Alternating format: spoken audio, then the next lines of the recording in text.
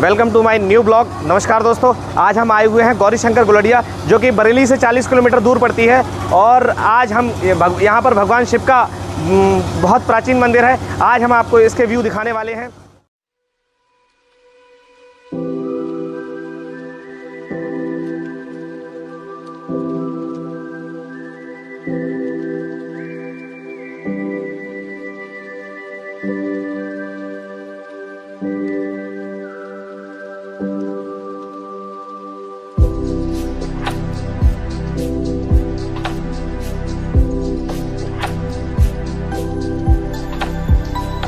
हाँ, तो अब हम आ गए हैं इस गौरी शंकर मंदिर जो गुलड़िया उपराला में पड़ता है, उस मंदिर के पुजारी जी से हम कुछ इस मंदिर के बारे में, क्या विशेषता है, इसकी क्या मान्यता है, उसके बारे में हम आपको इस मंदिर के बारे में थोड़ा सा बताएं हमारे दर्शकों के लिए। ये मंदिर तो लगभग 450 वर्ष पुराना है। 450 वर्ष जी।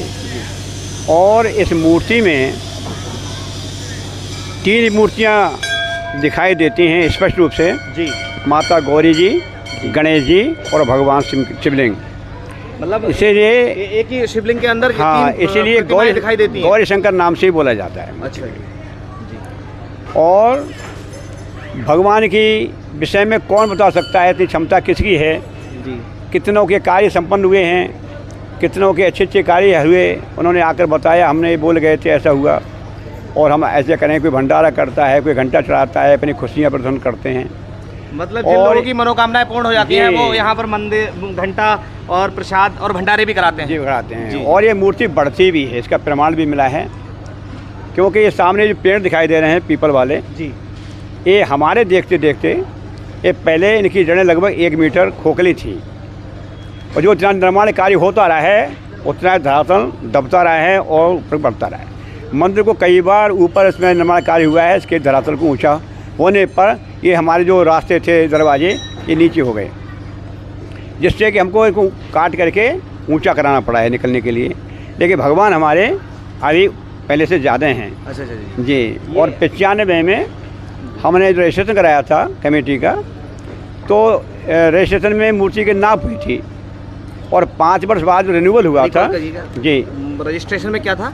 जो कमेटी रजिस्ट्रेशन हुआ था मंदिर का, जी जी जी, तो उसमें नाप हुई थी मूर्ति को मापा गया था। जी जी जी। और 5 वर्ष जब उसका रिन्यूअल हुआ तो फिर से नाप कराया गया था, तो उसमें कुछ अंतर आया। 5 वर्ष के उपरांत जब दोबारा नाप लिया गया उस प्रतिमा का, शिवलिंग का, हाँ। तो उसमें कुछ बढ़ोतरी मिली। जी जी जी। साथ ही साथ वर्तमान प्रमाण ये है कि अभी 3-4 वर्ष पहले यहाँ हमारे मंत्री जी हैं, उनके बड़े लड़का ने इससे जो नीचे जरेट दिखाई दे रही चौथरा शंकर जी के आसपास में नीचे, जी जी, इसको पत्थर से उसे पीतल से मढ़वा दिया था जी।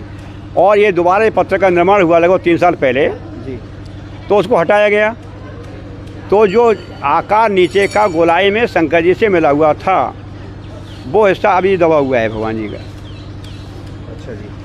इसलिए जो हिस्सा नीचे दबा हुआ था जी, वो हिस्सा दबा हुआ अभी भी दिखाई देता है। जो पीतल से उसने मढ़वाया था वो हिस्सा आज भी दिखाई देता है दबा हुआ। ये स्पष्ट प्रमाण है कि मूर्ति बढ़ती है। जी जी जी। और मूर्ति का विकास हो रहा है। चलिए। और ये हमारा जो किला पड़ता है यहाँ पर रामनगर साइड में, जी जी, रामनगर किला। जी जी, महाराज विराट का है से बोला जाता है पांचाल प्रदेश। जी जी, यहाँ पर पांडव 12 साल में रहे थे। मतलब पांडव द्वापर युग में जो पांडवों ने वनवास 12 वर्ष का बताया था, 12 वर्ष का, वो उस समय का यहाँ पर किला से मिलता है। जी जी जी जी। यहाँ पर एक रास्ता है लगभग 9-10 फीट गहराई पहुँच चुका है जी, वो किला को मिलाता है यहाँ से। और जो किले की ईंट थी उसी की दीवार से बनाई है। आप कहना चाह रहे हैं कि यहाँ से एक रास्ता है जो सुरंग जो नहीं, वो ऊपर था उस समय ऊपर था, धरातल ना बढ़ चुका है। जी जी जी। उस समय से यहाँ एक तालाब था यहाँ से पूरे में थोड़े अंतर से जी, उसके भी किनारे पर वही ईंटें लगी हुई थी जो किले वाली जी। इससे सिद्ध होता है ये मूर्ति उस स्थान की ही संबंध से मिली हुई रही है। मतलब आप कहना चाह रहे हैं कि रामनगर किला से इस शिवलिंग का संबंध रहा, पुराना संबंध रहा है। हाँ। मतलब आप सीधे सीधे नहीं कह पा रहे हैं, घुमा फिरा करके ये कहना चाह रहे हैं कि इस प्रतिमा का, इस शिवलिंग का लगभग 5000 वर्ष पुराना संबंध है। द्वापर युग से संबंध है। जी जी, द्वापर युग से ये संबंध रखता है। जी जी जी जी।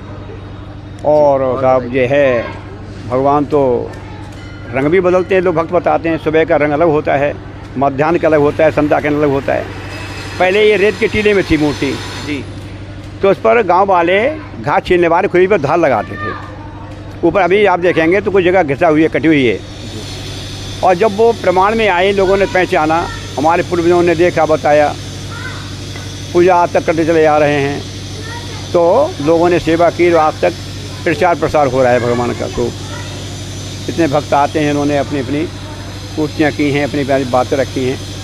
अच्छा, यहाँ पर जो है हर साल कांवड़िया जल अभिषेक करने बहुत आते बड़ी हैं। संख्या में आते हैं साहब। जी जी। सावन में तो पूरे महीने भर बहुत बड़ी संख्या में तुंग के तुंग आते हैं, झुंड के झुंड आते हैं और जल अभिषेक करते हैं। हरिद्वार से आते हैं, यहाँ से कचला से भी आते हैं और भारी संख्या में आते हैं। और जो मेला लगते हैं, वर्ष में 2 मेले लगते हैं, एक सावन में, शिवरात्रि पर। वर्ष में दो बार मेलों का आयोजन होता है। एक फागुन में और सावन में। ये दोनों भव्य दिव्य बहुत विस्तृत मेले हैं। इनमें बहुत बड़ी संख्या में भक्तजन आते हैं और जल अभिषेक करते हैं। चलिए, धन्यवाद। जय भोले की। दोस्तों, अब हम आ गए हैं मंदिर परिसर के अंदर, जहां भगवान शिव अपने परिवार के साथ में विराजमान हैं। आज हम आपको उसके दिव्य दर्शन कराने वाले हैं, देखिएगा।